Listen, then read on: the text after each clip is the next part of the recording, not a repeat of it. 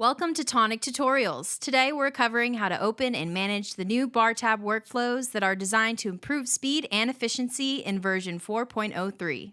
Tap the Quick Service button to begin. The bartender can either click the tab button immediately to start the tab or begin adding items to the order and then click the tab button. Clicking the tab button prompts the connected credit card terminal. The bartender dips the customer's credit card into the machine. Once the transaction is processed, tap Send.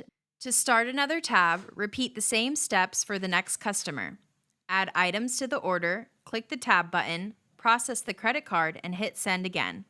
This allows multiple tabs to be open at the same time. Tonic POS automatically displays the cardholder's name from the credit card on the order screen. Click the Pay button. This particular merchant chose to pre-authorize every transaction in the amount of $25. To replace the pre-auth amount with the amount due, click on the amount field and click Enter, then Send.